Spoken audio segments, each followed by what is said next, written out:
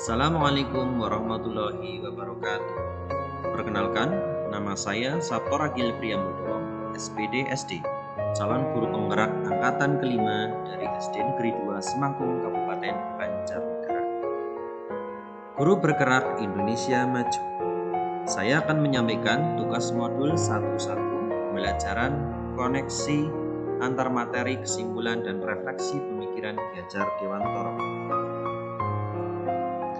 Pemikiran Ki Hajar Dewantoro dalam pendidikan juga dikenal dengan nama trilogi pendidikan. Dengan semboyan ing ngarsa sung tulodo, ing madya mangunkarsa, tuturi handayani. Ing ngarsa sung tulodo berarti ketika guru berada di depan, seorang guru harus memberi teladan atau contoh dengan tindakan yang baik. Ing madya mangunkarsa berarti pada saat di antara peserta didik, guru harus menciptakan prakarsa dan ide dan membangun kemauan. Tuturi handayani berarti dari belakang seorang guru harus bisa memberikan dorongan dan arahan. Untuk mencapai tujuan pendidikan, Ki Hajar Dewantoro menerapkan metode Among. Metode Among dalam pembelajaran memiliki pengertian menjaga, membina, dan mendidik anak dengan kasih sayang. Membina sang anak dengan ikhlas sesuai bakat dan minat yang diasuh. Memberi tuntunan agar anak dapat menemukan kemerdekaannya dalam belajar. Metode Among juga dikenal dengan metode pengajaran dan pendidikan berdasarkan asih asah asuh. Pokok pemikiran filosofis Ki Hajar Dewantoro.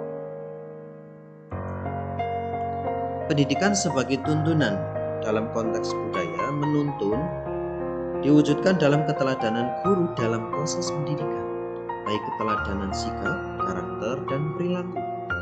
Karena anak belajar dari apa yang mereka lihat dan rasakan. Kodrat alam dan kodrat zaman. Seorang anak telah memiliki kodrat alam, yaitu potensi, bakat, dan kemampuan yang unik, berbeda-beda satu sama lainnya, sehingga guru diharapkan mampu memfasilitasi mereka agar bisa tumbuh memaksimalkan sesuai dengan jenjang usia mereka. Sementara kodrat zaman, bagaimana seorang guru mampu membimbing anak agar siap hidup mandiri dalam zaman yang terus berubah. Berhamba pada anak. Ini berarti pendidikan yang mengutamakan anak, berpusat pada anak, dan memuliakan anak. Pendidikan dilakukan untuk satu-satunya tujuan, yaitu membuat anak menjadi selamat dan bahagia. Prinsip dan bukan tabula rasa. Anak lahir bukan kertas kosong yang bisa diisi oleh orang dewasa sesuai kehendaknya. Anak sudah membawa garis-garis dan coretannya masing-masing. Tugas guru adalah menebalkan garis yang baik dan membiarkan garis yang tidak baik agar tidak terlihat. Budi pekerti. Pendidikan itu adalah benih-benih kebudayaan yang dapat mengantarkan murid pada budi pekerti, yaitu olah cipta, olah rasa, dan olah karsa yang luhur.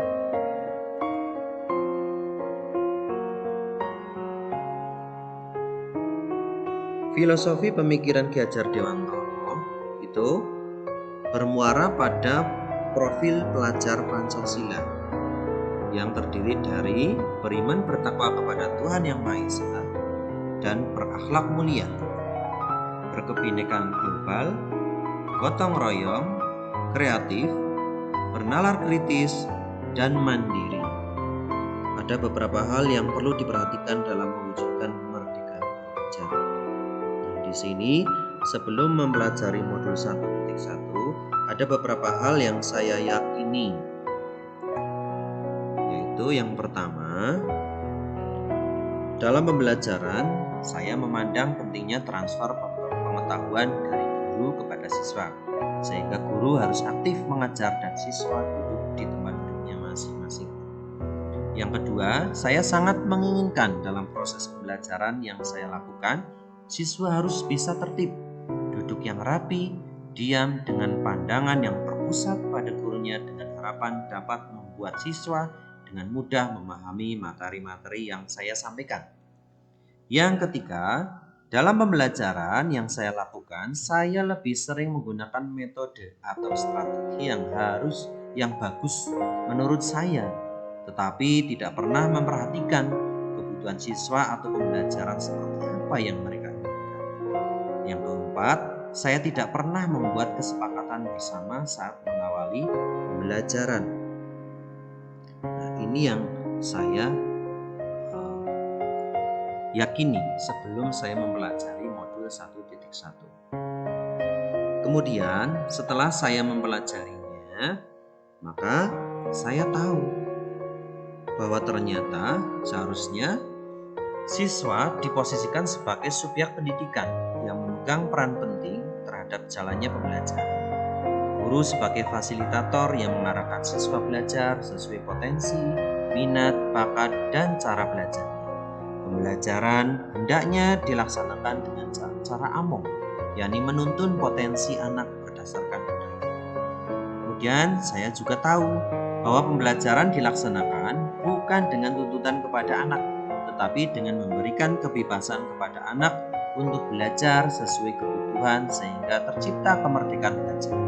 Ketercapaiannya kurikulum harus dicapai tanpa membatasi kemerdekaan belajar siswa. Sebaiknya kita sebagai guru harus melakukan asesmen atau diagnostik awal untuk mengetahui kebutuhan siswa, profil siswa, gaya belajarnya, metode, sehingga kita sebagai guru dapat merancang pembelajaran dengan tepat sesuai dengan kebutuhan siswa. Kemudian yang ketiga, pembelajaran seharusnya dilaksanakan dengan berbagai cara, model atau metode seperti cooperative learning, inquiry, discovery, problem based learning maupun project based learning, serta menggunakan berbagai sumber belajar seperti lingkungan, surat kabar, majalah, narasumber maupun internet.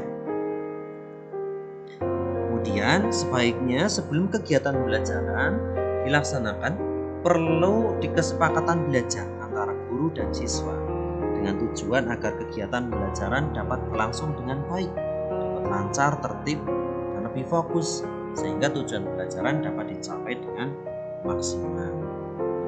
Setelah memahami hal tersebut, maka hal yang akan segera saya lakukan agar pembelajaran sesuai pemikiran pengajar yaitu saya akan berusaha menumbuhkan karakter peserta didik dengan optimal melalui pembiasaan seperti mengawali aktivitas pembelajaran dengan berdoa, saling menghargai pendapat ketika berdiskusi, memberikan kata-kata positif untuk teman sebangku atau sekelas, saling membantu, membudayakan budaya lokal atau mentransformasikan pendidikan karakter peserta didik. Kemudian yang kedua, saya akan memperbanyak literasi. Nah, melalui pendidikan guru penggerak ini, saya akan banyak belajar tentang berbagai teknik pembelajaran yang sesuai filosofi pendidikan KHD, baik melalui LMS, instruktur, fasilitator, guru pendamping, maupun rekan-rekan dari CGP lainnya. Kemudian, saya memposisikan diri sebagai fasilitator, yaitu saya berusaha menjadi fasilitator yang baik bagi siswa dengan memberikan pendampingan dan pengawasan mereka saat pembelajaran, melibatkan siswa secara aktif dalam pembelajaran. Kemudian menggunakan metode dan media pembelajaran sesuai dengan potensi dan karakteristik siswa serta mengacu pada kekinian sesuai dengan perkembangan teknologi dan informasi saat ini. Kesimpulan hasil refleksi. Ki Hajar Dewantoro memberikan motivasi bagi saya dapat memberikan pengabdian terbaik bagi bangsa dan negara, terutama dalam bidang pendidikan, melalui pendidikan yang baik, yaitu dengan mengutamakan siswa sebagai subjek belajar, memahami karakteristik dan potensinya untuk dapat mencapai keberhasilan secara optimal. Tak lupa penanaman karakter dan budi pekerti siswa melalui konsep ngarso sungtulodo ing madya mangunkarso tuturi handayani sesuai dengan sosial budayanya, agar mereka dapat hidup di tengah-tengah masyarakat dengan baik dan dapat meraih keselamatan hidup dan kebahagiaan yang setinggi-tingginya. Demikian yang saya sampaikan. Terima kasih. Wassalamualaikum warahmatullahi wabarakatuh.